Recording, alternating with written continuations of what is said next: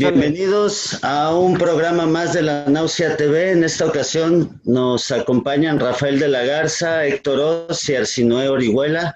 Yo soy Camilo González y les doy la bienvenida a esta reflexión sobre el Tratado México-Estados Unidos-Canadá. De entrada me gustaría comenzar anotando, es un tratado en el que tanto el presidente Peña Nieto celebró en Argentina, y ahora el presidente López Obrador lo celebra viajando a Estados Unidos como su primer viaje oficial. Pues de entrada me gustaría empezar contigo, Arsinoe. ¿Cuáles son pues tus opiniones, tus perspectivas históricas sobre el TLC, ahora TMS? El TEMEC, Tratado México-Estados Unidos-Canadá. Bueno, lo primero que hay que entender es que no estábamos cultural e históricamente condenados a integrarnos a Estados Unidos, como dice el doctor Lorenzo Meyer. Fue una elección. Sí, podríamos arguir que propiciada por algunas camisas de fuerza como la geografía, pero se trató esencialmente de una elección de los neoliberales mexicanos. Y una decisión, por cierto, presidida por un fraude electoral que nos costó el desmoronamiento del tejido social y el desgarramiento de las familias por el fenómeno migratorio. Ahora, a modo de paréntesis, fíjense cuánto nos costaron los fraudes electorales. La caída del sistema del 88 nos costó el Telecán y la integración subordinada a Estados Unidos. Y el 0.56% de 2006 nos costó la guerra. Una guerra del Estado mexicano contra el pueblo de México disfrazada de guerra antinarco y que favoreció, irónicamente, la ascensión del narcotráfico a clase gobernante, como ya he sostenido en múltiples publicaciones. O sea, si analizamos conjuntamente el subproducto de los fraudes, el resultado es la conversión de México en el primer corredor migratorio mundial y el país más violento del mundo. Y no me lo estoy inventando, acudo a los números. El registro oficial de población censal de mexicanos en Estados Unidos es de 36 millones. ¿No? Aunque las cifras extraoficiales avaladas inclusive por autoridades de Estados Unidos, como el embajador de Estados Unidos en México, indican que es alrededor de 60 millones por el subregistro de los indocumentados. Ahora, según cifras también actualizadas, hay alrededor de 73,000 desaparecidos y más de 3,000 fosas clandestinas. Es decir, México es una catástrofe humanitaria, una auténtica necrópolis.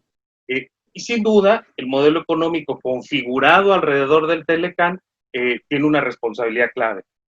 Ahora, recordarán que en 2016 Donald Trump en campaña decía que el tratado había sido muy favorable para México y perjudicial para Estados Unidos. Eso fue un disparate.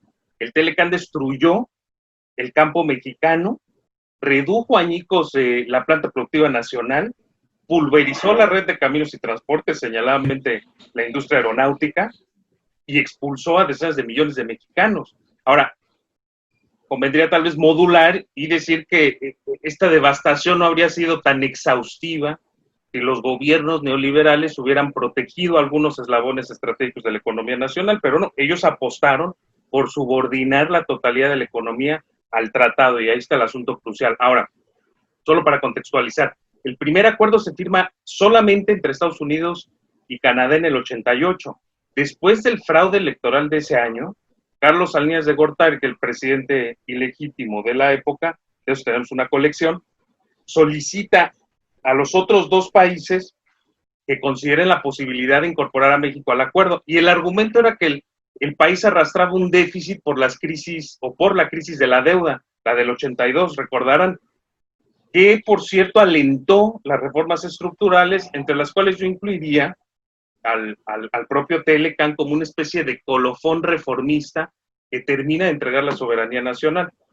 Y finalmente los gringos y los canadienses aprobaron la solicitud de México y en el 92 los tres países ratificaron el acuerdo. Ahora, ¿qué es el Telecán? Resumidamente, ya para cerrar, es esencialmente un mecanismo para desmontar los sistemas arancelarios transfronterizos y montar un andamiaje legal para proteger a los inversionistas. Este punto es, a mi juicio, el clave. Es decir, es una liberalización de doble rasero, como ya han señalado algunos analistas especialistas en la materia, que es excepcionalmente lucrativa para el capital y muy lesiva para el trabajo, sobre todo en el caso mexicano. Rafael de la Garza, te pregunto, a nivel histórico, ¿Ha habido mayores ventajas o mayores desventajas del ingreso de México a este tipo de tratados? Sí, bien, saludos a todos los compas. Mira, me agarro un poquito de la parte que comentaba Arsi con respecto a la violencia. Si nos vamos a la violencia en el trabajo, que es otro de las, digamos, en muchos sentidos, la violencia matriz de todo el sistema. Sí, lo que vamos a encontrarnos, lo que encontramos con el Telecán es el modelo maquilador. ¿Sí? El modelo maquilador que no surge con el Telecán, ya venía desde los años 70, sobre todo en la frontera. ¿Sí? Es básicamente superexplotación. Esto cobra legitimidad, ¿no? Y legalidad ya con el Telecán y se mantiene con el Telecán. ¿Sí? Hasta los perros protestan, digo, se darán cuenta que también los perritos están súper explotados.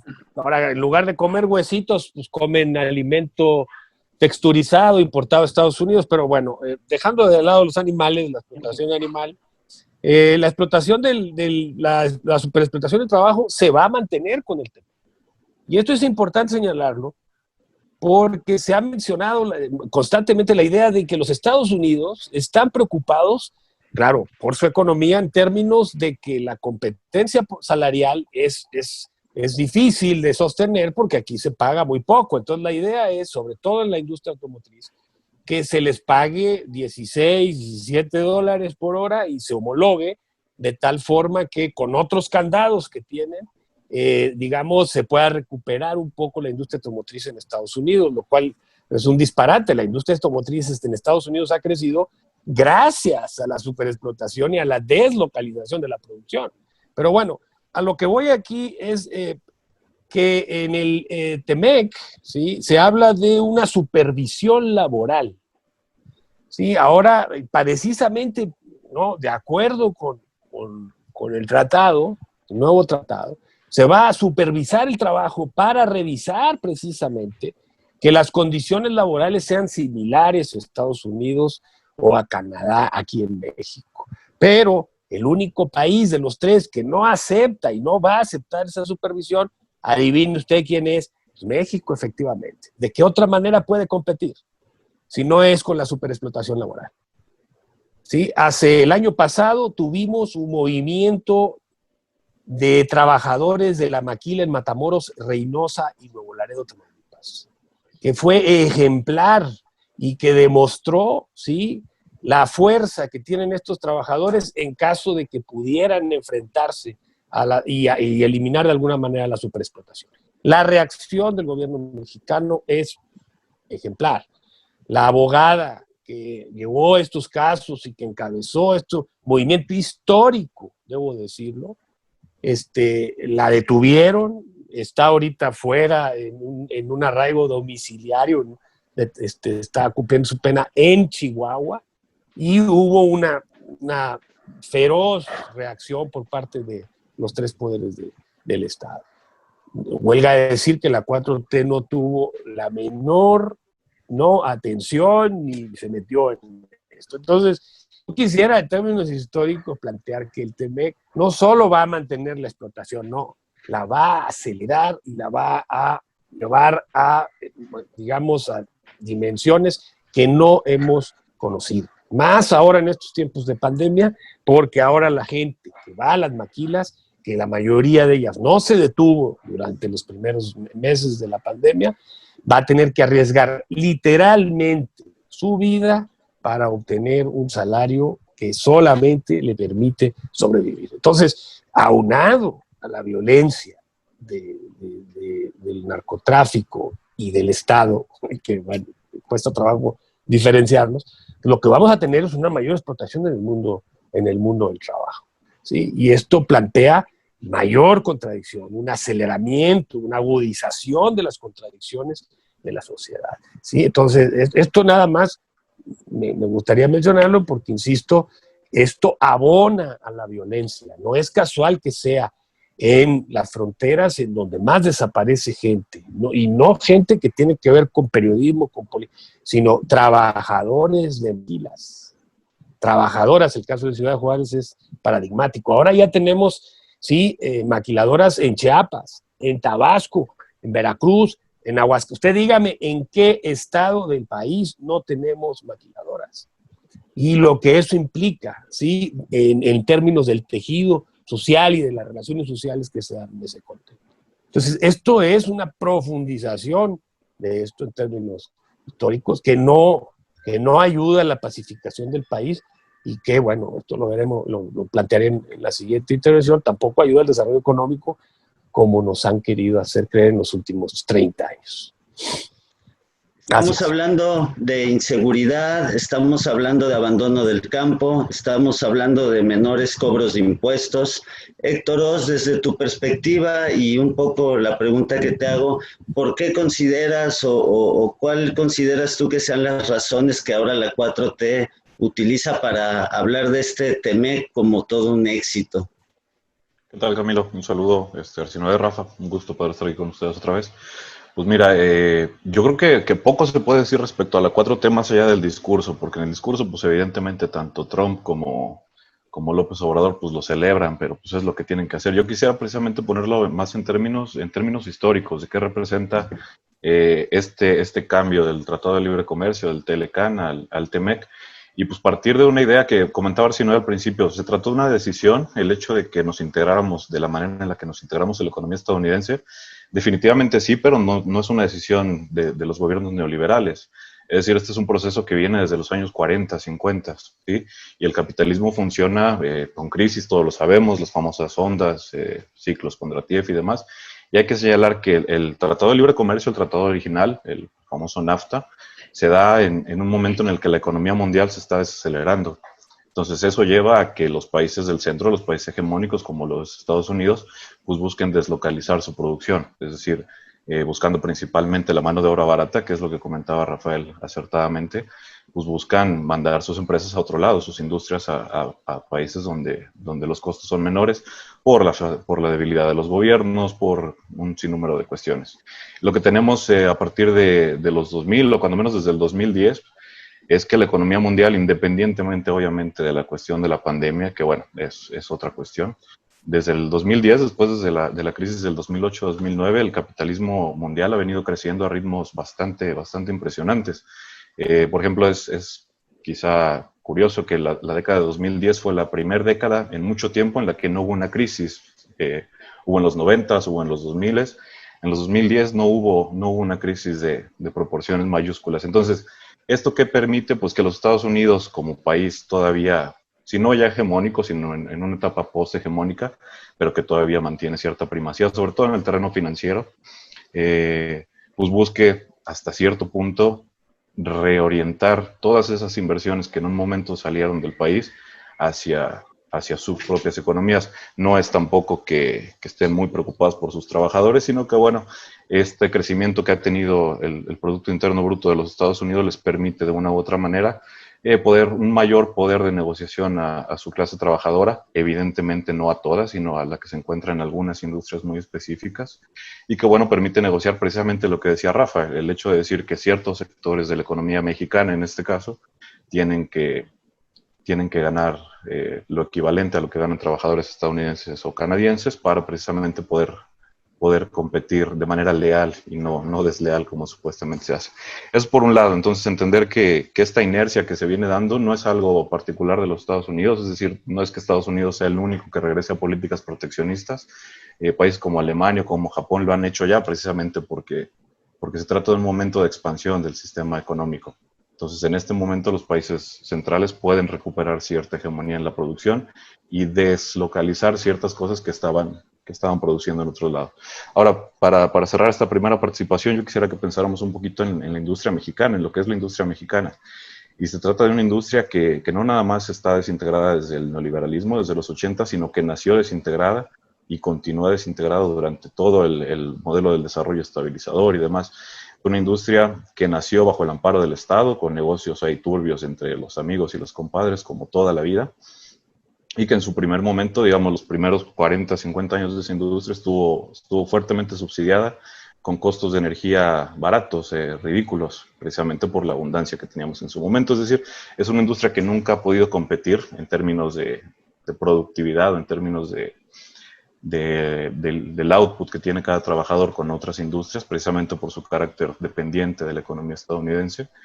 Y en ese sentido, lo que hace el TMEC y lo que hace primero el NAFTA y ahora el TMEC es continuar con esa inercia. Es una inercia de una industria que está completamente desintegrada, tanto en términos verticales como horizontales, salvo la industria que está dedicada a la maquila exportadora, que en realidad lo que tendríamos que pensar es si esa industria podemos decir que es una industria mexicana o no, porque ahí es donde platicábamos un poquito hace rato, pues las cifras son muy alentadoras, parece que tenemos un superávit comercial con los Estados Unidos, pero ¿hasta qué punto podemos decir que la producción de automóviles, que es nuestra principal actividad económica, es una industria mexicana o no, independientemente de que pueda dar un trabajo relativamente bien pagado? Pero bueno, yo aquí la dejo por ahorita, Camilo, y para que podamos platicar otros temas. Entonces, bueno, desde términos históricos podemos ver la inequidad, la dependencia de nuestra economía, tanto con Estados Unidos como Canadá, con las diversas maquilas que tenemos en nuestro país. Arsinoe, ¿qué perspectivas le ves ahora al TMEC? No solo en términos de la industria, también en términos de seguridad, que sabemos es tu especialidad. Bueno, yo preferiría dejar el renglón de seguridad para la última intervención, para tratar de dar continuidad a lo que comentaban los compañeros, especialmente Héctor, hace unos segundos. Yo quiero insistir con la tesis de que asistimos al deshielo globalizador, al agotamiento de eso que llaman el modelo global. Y en ese marco, el modelo económico globalizador mexicano, que era esencialmente secundario, exportador, estuvo seriamente comprometido por la amenaza de Trump de cancelar el acuerdo. Al final, el gobierno de Peña Nieto accidentalmente lo rescató. Ahora, ¿en qué consistió ese primer modelo telecanista? Yo arguiré que tiene fundamentalmente dos elementos. El primer elemento del modelo es la apuesta doctrinal dogmática por la inversión extranjera como eje principal del factor de crecimiento económico, y que de hecho no lo fue. Fueron los migrantes que expulsó el tratado la principal fuente de ingreso nacional, que por cierto el acuerdo no protege, y está documentado. El monto de envío de remesas ha sido más importante que las propias inversiones extranjeras directas. El segundo aspecto del modelo es la apuesta por la reducción del mercado interno, el adelgazamiento del sector público, que es eso que llaman Estado mínimo, que no es otra cosa que el achicamiento de la dimensión social del Estado, y el abaratamiento de la fuerza de trabajo como principio rector de nuestra muy mexicana y humillante ventaja comparativa, ¿no? Y la abolición de la tributación fiscal, ¿no? Ese es el modelo, punto, ¿no? Yo arguiría que en términos estrictamente económicos, el TLCAN se distingue del nuevo tratado, del Tratado México-Estados Unidos-Canadá, no tanto en los contenidos, porque ahí es evidente que hay una continuidad, sino por el contexto que los envuelve. El primero era el elemento central del modelo, insisto, todo gravitaba alrededor del tratado. Era una subordinación de la economía nacional al tratado. Mientras que en el segundo se trata de un elemento estratégico, sí, pero complementario a otros factores económicos, por ejemplo, la restauración del sector público. Ahora, esto no significa que no sea inherentemente peligroso y potencialmente contrario al interés nacional. Por ahí alguien decía que transitamos hacia un nacionalismo globalizado, que consiste fundamentalmente en una reindustrialización de los países y la consolidación de integraciones regionales. En el sur, a pesar de las divergencias ideológicas, Argentina y Brasil están relanzando, reimpulsando el Mercosur, por ejemplo. Ahora, el problema es que para nosotros es muy difícil lo primero, la reindustrialización, porque no tenemos tecnología, no tenemos mano de obra calificada, solo mano de obra barata. No tenemos industria que agregue valor a los productos primarios, y tenemos un agente balcanizador como el narcotráfico, que se multiplicó exponencialmente justo con la entrada en vigor del Tratado de Libre Comercio por la porosidad de la frontera. Entonces, básicamente lo que quiero decir es lo siguiente: hay una iniciativa del nuevo gobierno, tibia me parece, de dinamizar el mercado doméstico, pero al mismo tiempo enfrenta una serie de rezagos y contradicciones que congestionan esa transición. Creo en cierto sentido que el protocolo modificatorio del TMEC, que así le llamaron a la renegociación del tratado entre las dos administraciones actuales, la de Donald Trump en Estados Unidos y la de Andrés Manuel López Obrador en México, sí atiende a algunos de esos agentes de congestión, pero insuficientemente. Por ejemplo, si bien respeta el derecho de México de reformar sus leyes en materia energética, por otro lado privatiza las semillas. Eso significa que prohíbe el intercambio de semillas entre productores, lo que a la par se traduce en la subordinación de los campesinos a las multinacionales. Y además el tratado restringe la facultad del gobierno de establecer controles sobre las compañías de la tecnología. Es decir, sacan al sector energético del acuerdo parcialmente, pero entregan otras áreas cruciales justamente cuando una parte significativa del futuro económico se juega en la agroindustria y la cibertecnología. Entonces, acá hay una flagrante contradicción, sobre todo en lo que respecta al campo mexicano. Si el propósito del nuevo gobierno es, vamos a decirlo, dinamizar o nacionalizar la dinámica del desarrollo, en consonancia con la inercia de las metrópolis, obviamente la privatización de las semillas representa un peligro gigantesco, y no solo en lo económico, sino también en lo social y cultural, como ya han señalado algunos analistas. Estamos viviendo en México un proceso que el presidente llama la cuarta transformación, pero por lo que hemos discutido precisamente en esta mesa digital, Rafael de la Garza, hay una contradicción entre los objetivos del discurso y la realidad del TLCAN, TEMEC. ¿Qué perspectivas ves para el país? Claro que hay una contradicción, si no, no sería tan exitoso, ¿no? Obviamente. En la contradicción radica la medida de su éxito. Pero mire, vamos a verlo desde la perspectiva del intercambio comercial, desde una cuestión estructural. La 4T efectivamente es una transformación de esa dependencia estructural. Listo.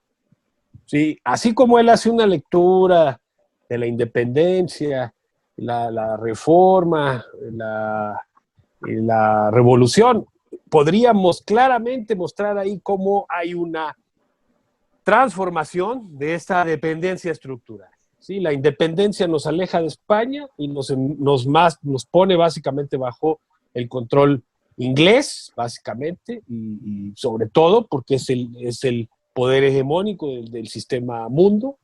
¿Sí? Posteriormente, con la revolución liberal, empezamos ya a establecer una relación económica de dependencia relativa con Estados Unidos. Ya Estados Unidos empieza a competir, sobre todo culminando con los ferrocarriles, en donde vemos que esta construcción de ferrocarriles está dirigida precisamente hacia el norte, lo cual va desplazando poco a poco a los capitales ingleses, ¿no? Y finalmente con la revolución, posteriormente, como bien lo indicaba vos, con la Segunda Guerra Mundial, ya la dependencia con Estados Unidos se convierte ya en la dominante. En ese sentido, la transformación al TEMEC, ¿sí? Pues podría ser más de lo mismo, esta dependencia estructural con rasgos de intercambio desigual, ¿sí? Que generan evidentemente una dependencia. Quiero hacer un paréntesis con respecto a la cuestión de la globalización, porque efectivamente podemos pensar, ¿sí?, que este fenómeno de globalización está terminado, pero lo que no está terminado es la estructura de un sistema mundo en el cual hay países de la periferia que siguen transfiriendo valor al centro. ¿Sí? La discusión ahorita es más bien quién es el que va a estar en el centro. Y aquí entramos en otra discusión precisamente que tiene que ver con la cuestión geopolítica del tratado. Porque el TEMEC claramente agrega algo que el TLCAN no tenía. Repudiar cualquier tratado de libre comercio con China o con cualquiera de las potencias orientales. Eso está escrito, al grado de que si alguno de los países lo hace, básicamente es expulsado por los otros dos y los otros dos seguirían manteniendo las relaciones comerciales y expulsarían a aquel que osara precisamente, ¿sí?, intentar abrir a niveles de un tratado internacional el intercambio con China. Y esto muestra claramente que en realidad lo que el TEMEC aporta, entre otras cosas, es precisamente un reforzamiento de esta dependencia con Estados Unidos. Ahora no tanto para favorecer, si es que en algún momento ha favorecido a la economía mexicana, sino para asegurar lo que ahora llaman pomposamente cadenas de valor cercanas de la economía estadounidense. Son ahora los estadounidenses. Digo, lo que mucha gente no entendía cuando Trump decía que quería acabar con el tratado, en realidad lo que quería era encontrar una mejor posición de negociación frente a México, ¿sí? Que parece ser su estrategia también en la política interna. Primero tira patadas, golpea, amenaza y luego, ¿no? Ya que te ablanda o cree que te ablandó, entonces básicamente entra en estas cuestiones de negociación. Estamos hablando entonces de que por los próximos 16 años este tratado se mantiene, lo cual, ¿no?, plantea, ¿no?, una cuestión que puede ser reconfigurado por otros 16 años, que puede ser revisado por 10 años, y son precisamente los años en que la hegemonía china cobrar la dimensión que todavía no cobra, pero que es cada vez más evidente.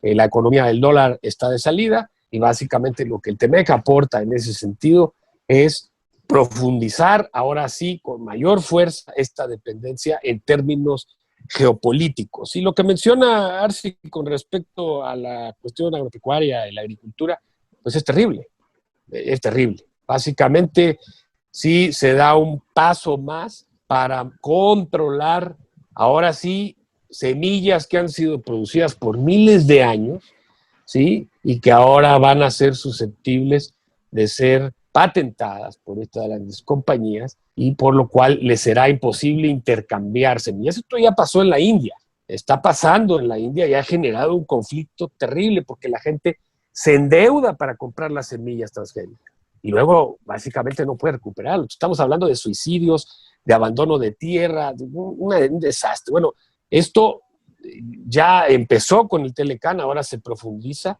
con toda esta cuestión de la biotecnología. Y por último, la independencia alimentaria o la autonomía alimentaria que se menciona por ahí, que se va a lograr, es otra de las grandes ilusiones. Al contrario, lo que se quiere es básicamente acabar con la posibilidad de que México tenga esa autonomía alimentaria. Somos uno de los países con mayor biodiversidad en el mundo, con una mayor tradición, una serie de cultivos que son famosos alrededor del mundo. Y lo estamos vendiendo por un plato de lentejas. O lo está vendiendo nuestra burguesía y el Estado mexicano, ¿sí? Con el garlito de que esto nos va a hacer mejores, que nos va a ir mejor. Ya nos lo dijeron hace 30 y tantos, casi 40 años. No es posible que sigamos en esta situación. Yo creo que lo más terrible es eso. Y quedará todavía la parte cultural, que bueno, con esa yo cerraría, sí, pero me parece que hay una continuidad entre Peña y AMLO, efectivamente. ¿Por qué? Porque es un factor estructural y porque evidentemente ninguno de los dos está dispuesto a romper con esa dependencia estructural, sino a final de cuentas a profundizarla. Es decir, ahora el matrimonio, como decía Carlos Salinas, bueno, pues si siempre hemos estado enrollados unos con otros, pues mejor nos casamos y lo hacemos legal.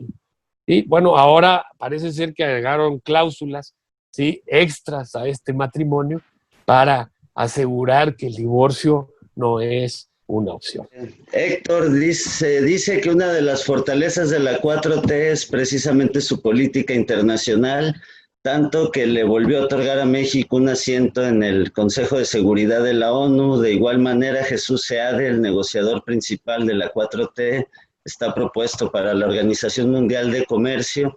Sin embargo, precisamente en el contexto del Consejo de Seguridad fue el embajador Aguilar Sincer que mencionó que México ha sido el patio trasero de los Estados Unidos.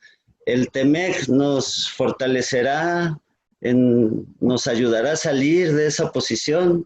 ¿Cuál es tu perspectiva hacia lo interno y hacia lo externo? Mira, Camilo, yo creo que uno de los grandes problemas que tenemos como sociedad o como país o como tú quieras llamarles, precisamente que no hay un debate público razonable.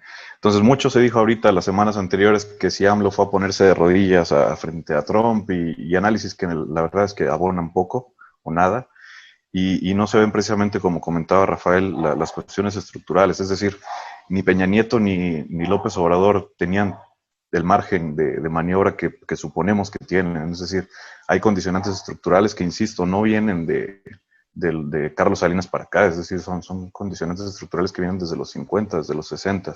Entonces, por mucha voluntad que haya, o al menos en el discurso, por mucha voluntad que haya de cambiar la situación de una dependencia que está enraizada profundamente en la estructura económica mexicana, pues eso no va a cambiar por el hecho de que esté un loco como Trump o López Obrador aquí. Entonces, creo que el análisis político así, en términos llanos, pues no sirve de nada, no abona nada.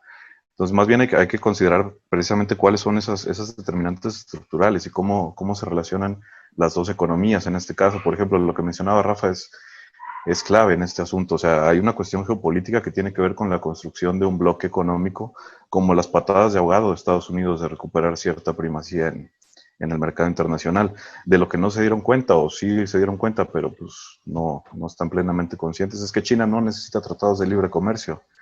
Es decir, las ventajas comparativas de China, pues se pasan por encima de cualquier tratado de libre comercio, y los Estados Unidos son el mejor ejemplo de ello. Es decir, evidentemente no hay un tratado de libre comercio firmado, y eso no impide las relaciones comerciales con China. Entonces, pues en ese sentido, igual la cuestión de la globalización, es decir, el primer tratado de libre comercio es de finales del siglo XIX. La globalización no empezó con el modelo neoliberal, ni va a terminar en este momento. En ese sentido, si se quiere, lo que representó el Telecán fue precisamente la formalización de una relación de dependencia que se venía construyendo ya desde años anteriores, y bueno, precipitada por las crisis del 82 y lo que se venía ya a principios del sexenio de Zedillo. Entonces yo creo que es importante precisamente hacer énfasis en cuál es el carácter de esa relación. Pensemos, por ejemplo, ya comentaba Rafael, la cuestión del campo. Es decir, es un campo que está estructuralmente abandonado, insisto, no desde los 90, desde los 60, ¿sí? Y pues ese abandono se hace un círculo vicioso que es lamentable, en el que tú, con los recursos de las exportaciones del campo, financias la industria, eso te causa una migración masiva, por lo tanto tienes una poca productividad en el campo, y eso se vicia, ¿sí? Las propuestas estas ya hemos visto en otros países, los cultivos de soya en Brasil, en Argentina, lo que hace la soya transgénica y demás. Entonces, pues ese tipo de consideraciones son las que habría que hacer con cuidado. La cuestión del trabajo. Creo que una de las cuestiones más importantes del tratado es la cuestión del trabajo. Lo que está haciendo, por ejemplo, hubo una reforma laboral en el 2010, el año pasado, para precisamente facilitar esta renegociación del Tratado de Libre Comercio. Y básicamente lo que considera esa reforma laboral, independientemente de que si los autos tienen que tener un mayor porcentaje de trabajo altamente pagado o algo así le llaman, lo que no contempla, por ejemplo, son los fenómenos de outsourcing, ¿sí? Es decir, en ningún lado está la regulación del outsourcing, que es un fenómeno que viene creciendo, igual estructuralmente desde los últimos 10, 15 años, y que provoca pues lo que provoca, es decir, una desigualdad cada vez mayor y una explotación cada vez mayor al trabajador. Entonces no se ve ninguna protección en ese sentido. Y creo que así nos podemos ir, si nos pensamos en la energía, si pensamos en el campo, si pensamos en la maquila, y no estamos pensando, por ejemplo, en el gran porcentaje de la economía nacional que no está integrada en esas cadenas de producción internacionales, que es la famosa economía informal o economía popular, como se le llama, creo que más pertinentemente, porque informal o formal, bueno. Entonces, esta economía informal pues no aparece en el TEMEC, porque no puede aparecer, porque es una economía que no está integrada en esas cadenas de producción, aunque sí se considera como parte de lo que aumenta la explotación de los trabajadores en el país. Pero bueno, ahí la dejo por ahorita, Camilo. Arsinoe, tráfico de armas, tráfico de drogas, tráfico de personas y TEMEC, ¿no te parecen una bomba de tiempo?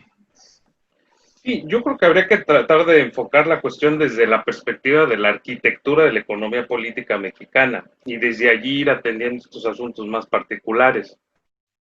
La paradoja del Telecán es que el original es que en lugar de convertir al país en un generador de riqueza, que ese era el mantra, convirtió al país en un receptor de divisas desde el exterior. Es decir, los que no estaban en la ecuación, los migrantes, hoy sostienen la economía de México. Alrededor de 40,000 millones de dólares entran al país procedentes de los migrantes, de los paisanos que viven en Estados Unidos. Es decir, el tratado convirtió al país en una economía adicta a las drogas y a la remesa. Entonces, para mí el desafío es ese, salir de ese estado de ilegalidad, porque inclusive muchos de los mexicanos que envían remesa están indocumentados en Estados Unidos, salir de estado de ilegalidad, vulnerabilidad y precariedad. Entonces la pregunta es cómo vamos a recuperar el poder nacional con un tratado de Norteamérica refrendado. Ahora, muchos critican el acuerdo y sí, yo creo que era una oportunidad para salir finalmente del tratado y de esta infeliz integración con Norteamérica. Desgraciadamente México está preso en una jaula geopolítica y eso lo comenté recientemente en un artículo. O sea, el proceso político que está atravesando el país no está arropado por una demanda y precios altos de los commodities, como sí fue el caso de otros gobiernos de corte progresista en el sur. O sea, de hecho, el precio del barril del petróleo se derrumbó recientemente a cifras negativas, lo cual es, no tiene presencia en la historia. El mundo se encuentra en una crisis sanitaria y humanitaria sin precedentes también. Las instituciones multilaterales están en coma. Las potencias de nuestra región, que son Estados Unidos y Brasil, están gobernadas por ultraconservadores. Y si le imprimimos más dramatismo a este asunto, yo insisto que los neoliberales dejaron cerrada o trancaron con cerradura esa jaula geopolítica de México. Alrededor de 80% del total de las exportaciones mexicanas tienen como destino el vecino del norte. Entonces, en ese sentido, yo observo que algunas de las obras prioritarias del nuevo gobierno aspiran a transformar esa matriz económica, matriz productiva, pero tal proyecto discurre en las condiciones más adversas e ingratas. En ese sentido, la cuestión de la droga, yo distinguiría entre lo que es tráfico de drogas y narcotráfico. El tráfico de drogas evidentemente no va a parar mientras no tengas una reducción significativa del consumo en Estados Unidos. La porosidad de la frontera que significa el tratado, evidentemente va a propiciar que la droga siga cruzando masivamente hacia Estados Unidos, lo cual evidentemente le imprime un poder económico muy relevante a las organizaciones del crimen organizado. Ahora, el tema del narcotráfico puntualmente, pues es algo más bien vinculado con el Estado. Es decir, yo he insistido en muchas oportunidades que no ha sido correctamente definido narcotráfico y que a menudo se asocia con tráfico de drogas. Es altamente probable que el tratado siga, insisto, derramando económicamente muchos dineros por concepto del tráfico de drogas, pero es esperable, al menos ese es la aspiración o el deseo, que se consiga desmontar todo este andamiaje, narcoandamiaje, que permite que las organizaciones del crimen organizado en general y los cárteles del narcotráfico en particular sigan involucrados en la política, porque ahí me parece que está el asunto claro. El narcotráfico es básicamente un actor político que está más asociado con Estado y con política que con drogas y delitos. Entonces, en ese sentido, yo no creo que estén necesariamente vinculados el asunto de la seguridad puntualmente en nuestro país con el tema del Tratado de Libre Comercio, pero sí hay puntos de contacto muy próximos. Ahora, yo quiero cerrar con esta reflexión. Estaba viendo una entrevista de un intelectual muy joven que decía que el obradorismo es un movimiento post-neoliberal, por oposición a la idea de que se trata de un gobierno antineoliberal, y que en ese sentido, un post-neoliberal asume que el neoliberalismo ya le dio cierta forma y contenido al país, que muchos de esos trazos del neoliberalismo han sido ya aceptados, ¿no? El objetivo muy modesto, es decir, del nuevo gobierno y del proceso de transformación, es meterle un freno a ese modelo. Es decir, restaurar el sector público y ciertas industrias estratégicas. En ese sentido, el proyecto más que una revolución contra el neoliberalismo es apenas un freno de emergencia, ¿no? Y yo creo que dentro de las filas del movimiento todos están más o menos conscientes de expectativas moderadas o moduladas. Yo creo que en todo caso la visita de Andrés Manuel López Obrador a Washington representa un parteaguas en un sentido puntual. La novedad es el reconocimiento público de la aportación de los migrantes a la economía de Estados Unidos y México.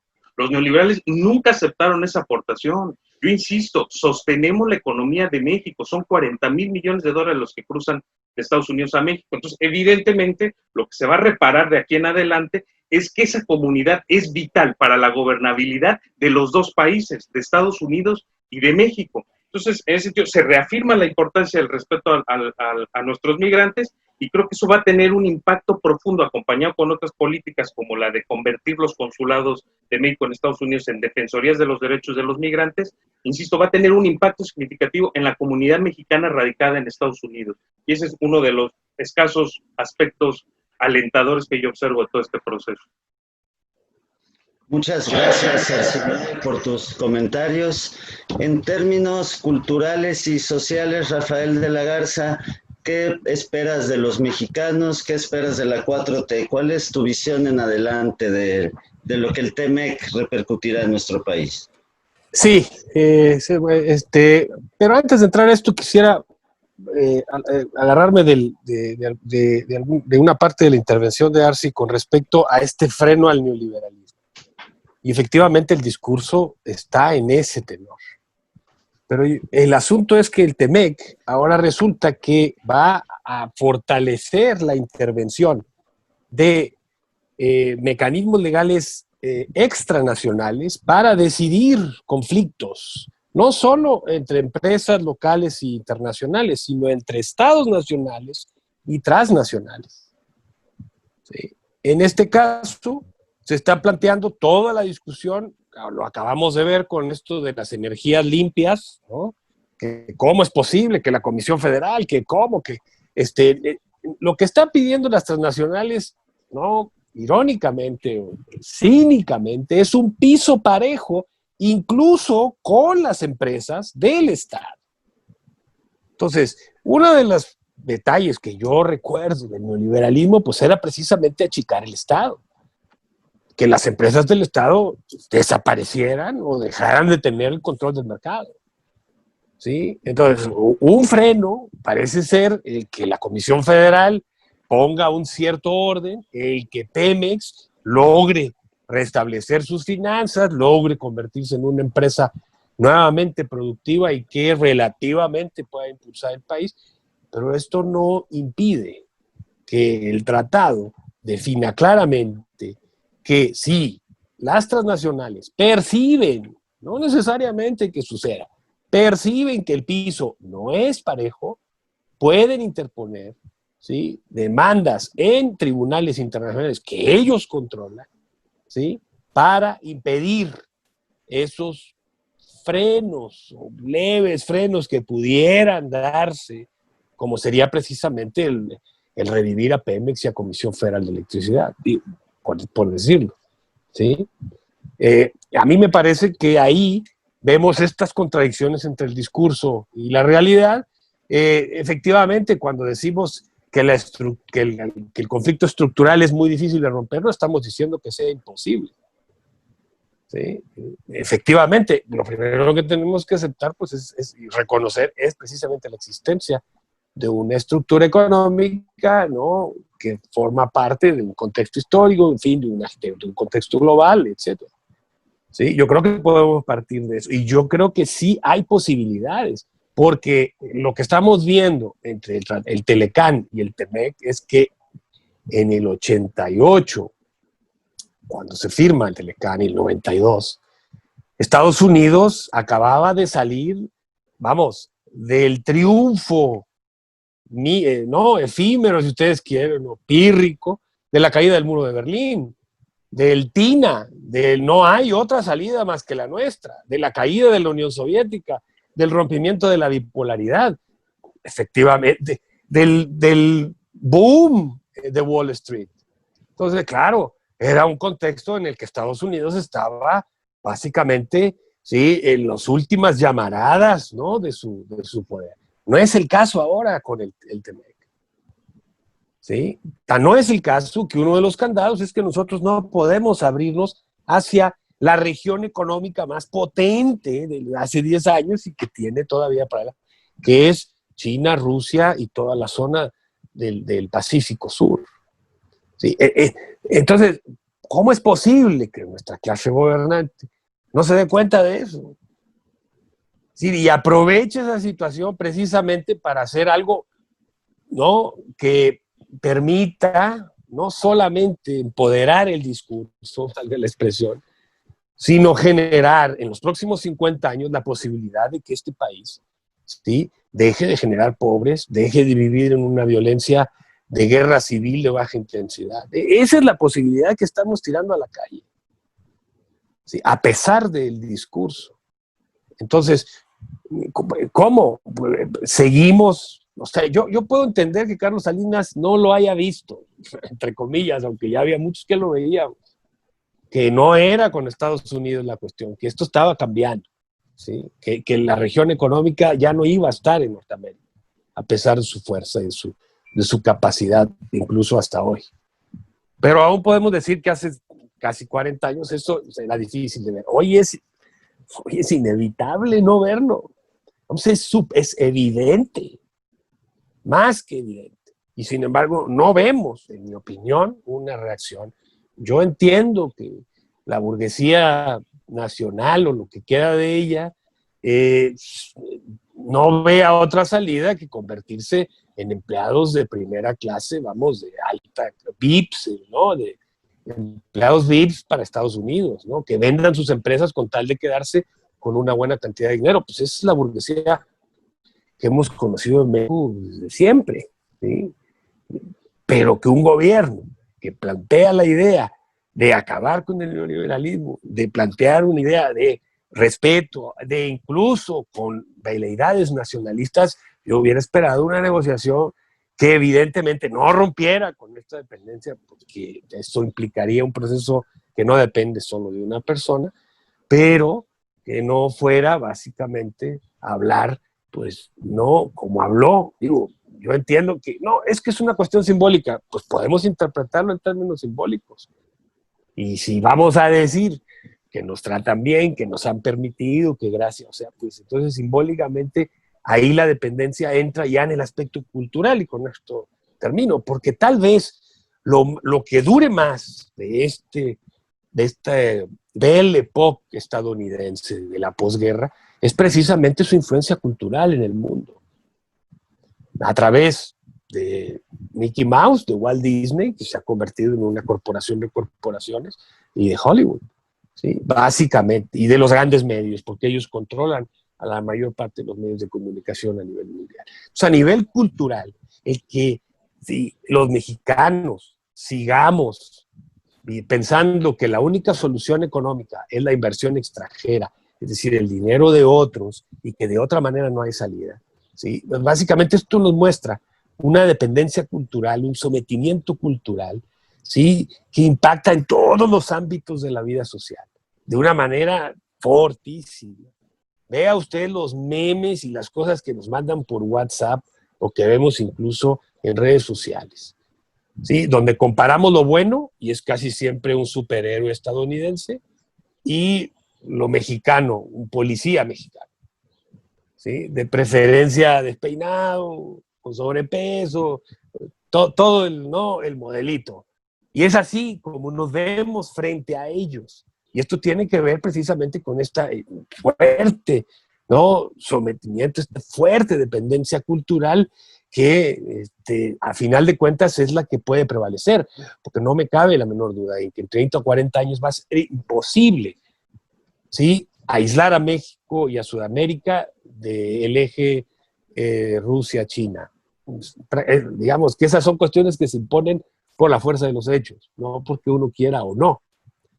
El asunto es si vamos a seguir pensando en términos de Brad Pitt, de Jennifer Aniston y de todos estos modelos culturales que son a final de cuentas los que por dentro, ¿sí?, nos hacen básicamente pensar en una realidad que no es nuestra realidad. Y eso para mí es yo creo, lo más terrible, porque lo veo con mis estudiantes jóvenes, ahora con Internet y con todas estas tecnologías es aún más poderoso el mensaje. Ya no tienes que ir al cine para ver películas. Entonces, esto, a final de cuentas, insisto, es lo que menos hemos estado discutiendo. Coincido con Oz. No, o sea, no sé, ustedes tal vez no lo recuerden, pero en 88, 89 la discusión en el Telecán, no, hombre, se impuso el Telecán a sangre y fuego. Aquí en Veracruz hay cualquier cantidad de historias que lo cuentan, porque había que convencer a todas las organizaciones sindicales, a todas las organizaciones campesinas o a la mayor parte, para que le entraran al aro a sabiendas de lo que iba a pasar. Hoy no hubo excepciones de los movimientos, ¿sí? de abajo y de la izquierda, de los movimientos que están defendiendo proyectos contra minas, contra agua, contra producción de petróleo, de gas, por fractura, etcétera. A excepción de ellos, ningún actor político institucional dijo algo sensato, ni mucho menos el Congreso abrió el espacio para una discusión pública significativa, relevante, menos los medios. Esto es muy sintomático. Esto es muy sintomático, no de un poder económico, sino de un poder cultural, de una fuerza de hechos que de alguna manera estamos ya asimilando en términos culturales, de identidad, de construcción del mundo, de visión del mundo. Y esto para mí es sin duda lo más delicado. Y bueno, con intelectuales como los que tenemos, pues yo no creo que ellos puedan ofrecer un frente, si más bien están pasando la charola para ver si les van a volver a dar o no, porque a final de cuentas ellos no tienen una visión más allá de sus intereses, ¿no? Pecuniarios, ¿no? Entonces, bueno, pues esto me parece a mí que es la cereza del pastel y que es algo que se habrá que discutirlo con más detalle en otra ocasión. Te agradezco mucho la compañía. Y minimizando también el valor de las remesas de migrantes, como dice Arsinue. Muchas gracias, Rafael. Para terminar, Héctor, pues te hago la pregunta obligada. ¿El fin de la neoliberalización de la economía a partir de la 4T? ¿O cuál es tu perspectiva? Digo, yo creo que uno de los mitos que hay que empezar a derribar, uno, la cuestión de la globalización, ya lo decía yo, la globalización no es neoliberal, por lo tanto no se va a acabar con este movimiento. Segundo, pues habría que plantear la idea de que la cuarta transformación, en función de todo lo que estamos platicando, la cuarta transformación fue en los 80s, ¿sí? Digo, las transformaciones no necesariamente tienen que ser para bien, y esa evidentemente no lo fue, pero es una transformación importante en términos de la consolidación de todas estas desigualdades estructurales que cada vez se hacen más profundas. Ahora, hay textos interesantes, por ejemplo, hay un texto de la Gassneri sobre el neoliberalismo. La idea es que el neoliberalismo lo que hace es simple y sencillamente destruir, que el neoliberalismo es algo como negativo, que destruye todo lo que se había construido durante el famoso estado de bienestar.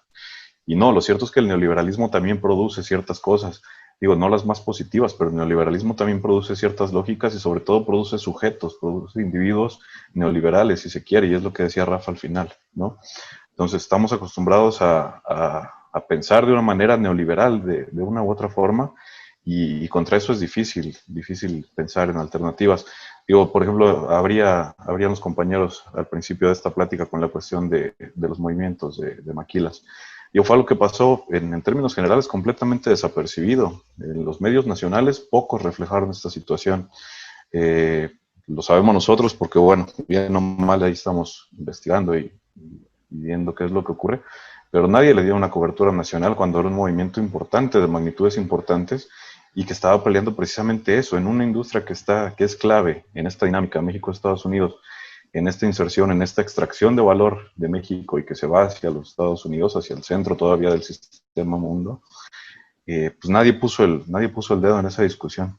Entonces yo creo que eso es lo que tenemos que seguir analizando. Digo, obviamente aquí por cuestiones de tiempo y demás no podemos ir analizando sector por sector de toda la economía nacional, pero lo cierto es que este TMEC responde a consideraciones estructurales de carácter internacional, de carácter global, que tiene que ver, en primera, con eso iré cerrando yo, primera con el crecimiento de China, que no es nuevo tampoco, tiene 10 años, 15, 20 años creciendo de manera impresionante, y es la manera en la que Estados Unidos busca recuperar ciertos márgenes de maniobra fortaleciendo esa alianza con México y con Canadá. Ahora, para cerrar, pues pensemos si Estados Unidos va a dejar eventualmente de ser el centro del sistema mundial, pues ¿qué espera? ¿Nos va a arrastrar junto con ellos? ¿O en algún momento vamos a poder buscar cierta independencia económica, como se planteó al menos en el discurso, en lo simbólico, con Sudamérica?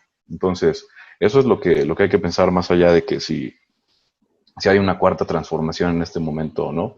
Creo que lo que tendremos que reflexionar es sobre las cuestiones estructurales de la economía y si hay formas y cuáles son esas formas, hacia dónde tenemos que voltear para, si no terminar, pues reducir cuando menos esa dependencia estructural y pensar sobre todo pues en los sectores que están desprotegidos, insisto, ¿no? Desde los 90, desde los 60.